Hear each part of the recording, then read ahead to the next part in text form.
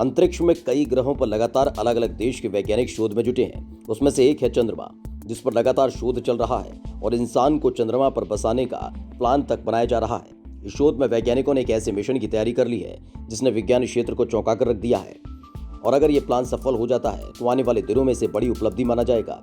आज अपने इस वीडियो में हम वही प्लान दिखाने जा रहे हैं, बस आप बने रहिए वीडियो के आखिर तक।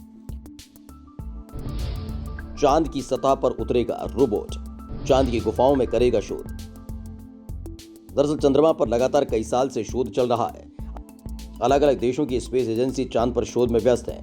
ऐसे में अब चंद्रमा पर मानव बेस कैंप और रिसर्च सेंटर बनाने का काम चल रहा है। वैज्ञानिकों ने चंद्रमा की सतह के नीचे ऐसी सुरंगों की पहचान की है जिनमें कभी लावा भरा रहता था। इसके बाद इन सुरंगों के भीतर के राज को जानने की उत्सुकता वैज्ञानिकों में देखने को मिल रही है। ऐसे में अब नए मिशन पर वैज्ञानिक काम कर रहे हैं जिससे इन सुरंगों का रहस्य खुल सके। दरअसल इन दुर्लभ स्थानों की शोध के लिए यूरोपीय स्पेस एजेंसी के एक खास तरह का गोलाकार रोबोट विकसित कर रही है। इस स्वचालित रोबोट को चंद्रमा की सतह पर मौजूद गुफाओं में उतारेगा, जो लोगों की विकिरणों, चरम तापमान और उल्कापिंडों से रक्षा करेगी। Descent and exploration in deep autonomy of lunar underground structures नाम का ये रोबोट क्रेन मशीन के जरिए गुफाओं में पहुंचाया जाएगा। ESA का ये भी मानना है कि इन गुफाओं में पानी की बर्फ जमा हो सकती है। ये स्वचालित रोबोट इन गुफाओं की हालात का जायजा ले सकेगा। इसके साथ ही स्टीरियोस्कोपिक कैमरा 3D मैपिंग वाले इस रोबोट को जर्मन और इटली की यूनिवर्सिटी ने डिजाइन किया है।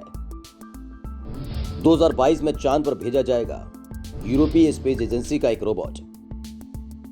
दरअसल जब से चांद पर गुप्त सुरंगों का पता वैज्ञानिकों को लगा है, तब से इन सुरंगों के रहस्य को जानने के लिए वैज्ञानिकों ने मिशन पर काम करना शुरू कर दिया, जिसमें स्वचालित रोबोट का निर्माण किया जा रहा है जो इन सुरंगों के अंदर की असल कहानी दुनिया के सामने रख सकेगा।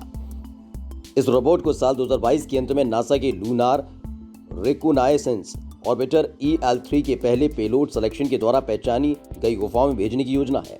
ये रोबोट एक हैमस्टर बॉल से मिलता जुलता है, लेकिन इसमें कैमरे के अलावा तापमान सेंसर, रेडिएशन डोजीमीटर और 3D मैपिंग के लिए LIDAR सिस्टम लगा हुआ है। ESA का कहना है कि इस रोबोट में 360 डिग्री दृश्य क्षमता के साथ फैलने वाली भुजाएं भी होंगी, जो इनके रास्ते में बाधा बनकर आए पत्थरों को हटाने का काम कर सकेंगी। डेडालस टीम के सदस्य डोरेट बोरमैन का कहना है कि डिजाइन चंद्रमा के माहौल में रोबोट के इलेक्ट्रॉनिक सुरक्षा करेगी। इस गोल रोबोट का व्यास 46 सेंटीमीटर है और क्रेन से इसे गुफाओं में रस्सी की मदद से उतारने में काम करेगी। इसके बाद ये क्रेन से अलग हो जाएगा और गुफा की सतह पर स्वचालित घूमेगा। रस्सी से बंधने से इसके 2 कनेक्शन हो जाएंगे, क्योंकि ये वाईफाई रिसीवर और वायरलेस चार्जिंग भी कर सकेगा। क्रेन के सौर पैनल से रोबोट गुफा के अंदर ही चार्ज हो सकेंगे। चांद पर इंसानी बस्ती बसाने में रोबोट निभाएगा अहम भूमिका।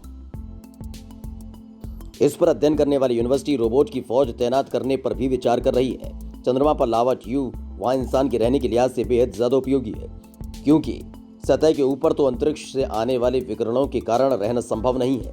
इसलिए लावा ट्यूब इंसान के रहने के लिए चंद्रमा पर बहुत ही उपयुक्त हो सकती है। पिछले कुछ समय से चंद्रमा पर खनन की चर्चाएं जोरों पर हैं और नासा तो इसके लिए कानून बनाने के प्रारूप तक प्रस्तुत कर चुका है।